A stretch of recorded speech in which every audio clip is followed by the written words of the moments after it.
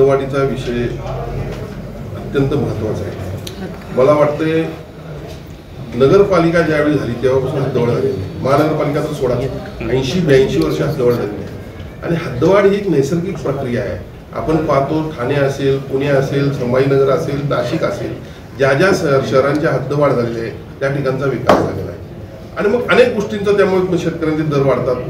मला काही दिवसापूर्वी काही व्यक्तीनं फोन केला, मी किती 17,000ला काहीतरी एक जमीन घेतली होती, त्याचे 50 लाख रुपये झाले 1 गुंठे. असे अनेक त्याचे फायदे आहेत. आता एक लक्षात घ्या, आम्ही या संदर्भात आग्रही होतोच, आजही आहे. सन्माननीय मुख्यमंत्र्यांच्यावर आमची झालेली बैठक जी होती त्यामध्ये दोन्ही सचिव होते, उपमुख्यमंत्री आणि युडी मिनिस्टर आमचे शिंदे साहेब होते, अनेक अधिकारी होते, आपले महापालिकेचे आयुक्त. सगळ्यांच्या ठरलं काय की अशा 120 प्रस्ताव आता हद्दवाढीचे प्रलंबित आहेत. हा 121वा प्रस्ताव तुम्ही सादर करा. आता 81 जे प्रभाग आहेत त्याचमध्ये ही निवडणूक होणार आहे. बाकीची निवडणूक ती जिल्हा परिषद त्यात होणार आहे. पण ज्या वेळेला नोटिफिकेशन निघेल आणि हद्दवाढ पूर्ण होईल त्यावेळेला पुन्हा ती निवडणूक होईल.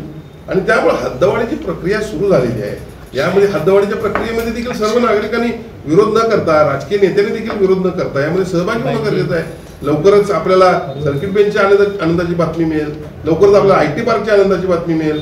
महास्ट्राईड प्रकल्प शासनानं आता लॉन्च केला. नागपूर IIMला त्याचं उद्घाटन झालं. सन्माननीय मुख्यमंत्र्यांनी त्याचं उद्घाटन केलं. मी होतो त्याच्या ओपनिंगला.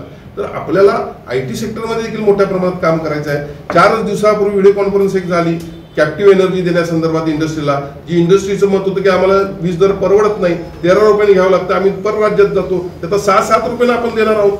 शाश्वत विकास प्रदेशाच्या माध्यमातून जे 5 मुद्दे आपण घेतले, मग ते IT असेल, इंडस्ट्री असेल, टेक्स्टाईल असेल, पर्यटन असेल, तर अशा या जे पोटेन्शियल कोल्हापूर जिल्ह्यातला विकासाचं आहे त्यामध्ये काम करायचं आहे आणि कोल्हापूर जिल्ह्याला विकासापर्यंत न्यायचं ही आमची भूमिका आहे.